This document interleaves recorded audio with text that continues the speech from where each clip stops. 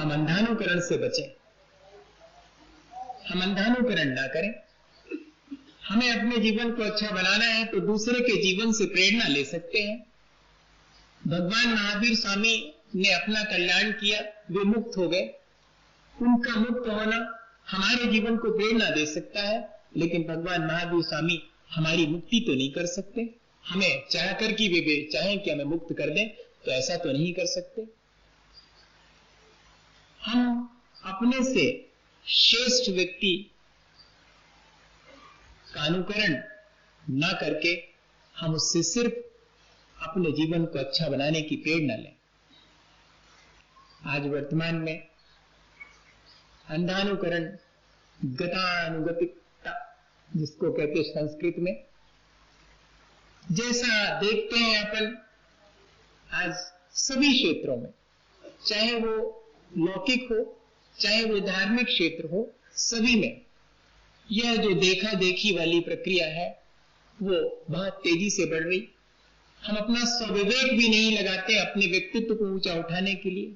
भैया दूसरे के व्यक्तित्व की नकल नहीं की जा सकती, दूसरे के श्रेष्ठ व्यक्तित्व से अपने व्यक्तित्व को ऊंचा उठाने की प्रेरणा तो ली जा सकती है, मैं कहना ये चाह रहा हूं। और आज हम क्योंकि दूसरा ऐसा कर रहा है इसलिए हम भी ऐसा ही करेंगे, ये ऐसा कर रहा है इसलिए मैं भी ऐसा ही करूंगा, उनके घर में ये चीजें हैं इसलिए मेरे घर में भी ये होनी चाहिए, उनका बेटा जो कि कोटा में जाकर के और बंसल में कोचिंग ले रहा है तो मेरा बेटा भी जाना चाहिए। ये सब अंधानुकरण।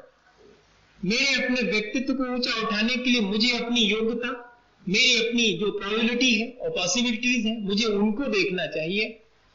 सर्कमस्टेंसेस क्या है और लोग किस दिशा में जा रहे हैं, मैं सिर्फ उस चीज को जानूं और अपनी उस क्षमता के अनुसार उस रास्ते पर अपने आप को भी ले जाऊं तो अपने जीवन का विकास हो सकता है।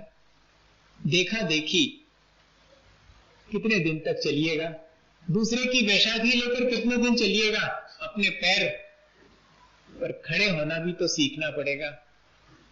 तो अपने व्यक्तित्व को ऊंचा उठाने के लिए हम जो अपने जीवन को अच्छा बना चुके हैं या बनाने में लगे हैं उनसे प्रेरणा लें और देखा देखी से बचें। जब कहीं भी हमें अपने से कोई अधिक योग्य व्यक्ति दिखाई पड़े तो उससे ईर्ष्या न करें।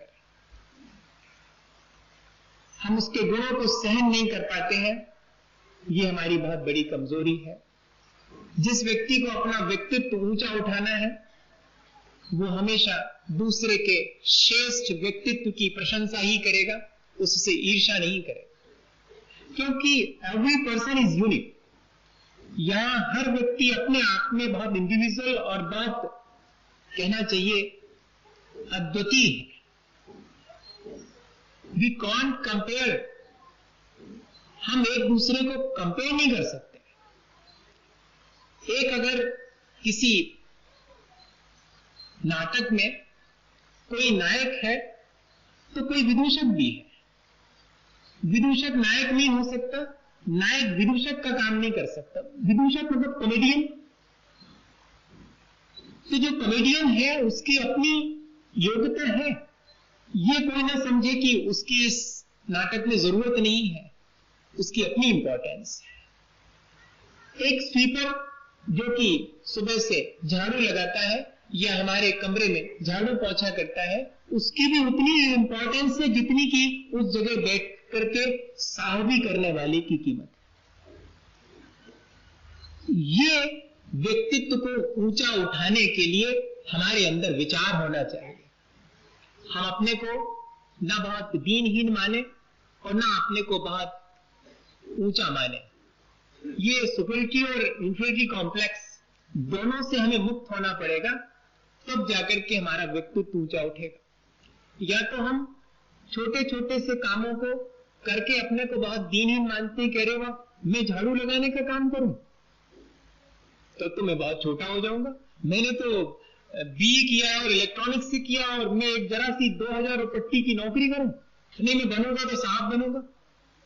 ये जो हमारा जो व्यक्तित्व को ऊंचा उठाने का जो ढंग है वो ढंग हमें बदलना पड़ेगा। हमें देखना पड़ेगा कि हम अपने जीवन में जहां हैं वहां क्या बेहतर कर सकते हैं तब जाकर के हमारा व्यक्तित्व ऊंचा उठ सकेगा। आज जो आने वाली पीढ़ी है उसके साथ यही मुश्किल है, वो अपने व्यक्तित्व को ऊंचा उठाने के लिए या तो दूसरे के देखा देखी और या फिर दूसरे से ईर्ष्या करके और अपने भीतर हीनता या उच्चता की ग्रंथि बना लेते हैं। हम तो कुछ भी नहीं कर सकते, हमारी तो क्षमता ही नहीं है। वो देखो वो लोगों ने कितना कितना, वो तो इंग्लिश मीडियम में पढ़ते हैं, उनसे तो बढ़िया से इंग्लिश बोलते आती, मेरे से तो कुछ आती नहीं। और अपने मन में भीतर भीतर और कॉन्फिडेंस अपना लूज कर लिया। अब हम अपने व्यक्तित्व को दीनहीन समझने लगे, या फिर मैं तो सबसे होशियार हूं, मैं तो बहुत पढ़ा लिखा हूं, मैं तो बहुत बड़े इंस्टीट्यूट से निकला हूं, एजुकेशन करके तुम सब क्या समझते हो, मैं तो बहुत होशियार हूं। ऐसे जो है सुपीरियरिटी कॉम्प्लेक्स, ये जो हमारे भीतर अहंकार या दीनता आ जाती है, वो हमारे व्यक्तित्व को और हमारे जीवन को परिष्कृत करने में सबसे ज्यादा बाधक है। और ये इन दोनों का बैलेंस होना चाहिए। व्यक्ति को अपनी कमजोरियां मालूम होनी चाहिए, व्यक्ति को अपनी अच्छाइयां मालूम होनी चाहिए कि मेरे भीतर ये बहुत अच्छी चीज है, जो चीज मेरे अच्छी है उसका मुझे अहंकार नहीं करना है, उसे तो और डेवलप करना है मुझे। और जो चीज मेरे भीतर कमी है, मुझे उस कमी को दूर करना है। उसके लिए उस कमी को लेकर के मुझे दीनहीन और अपराध बोध से ग्रसित नहीं होना। ये जो बच्चों के सम्मान वाली बात आई है, मैं क्यों इस तरफ ज्यादा कंसंट्रेट करता हूं?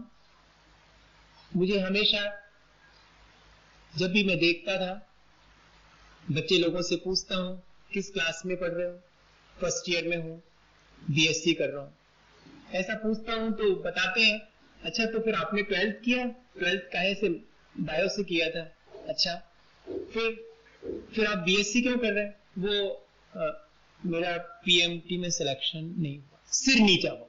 तो क्या कोई पाप कर लिया आपने जो आपको सिर नीचा करना पड़े कि पीएमटी में सिलेक्शन नहीं हुआ, पीटी में सिलेक्शन नहीं हुआ तो आपका सिर नीचा हो गया? ये मुझे सबसे ज्यादा दुखदाई लगता था, आज भी लगता है।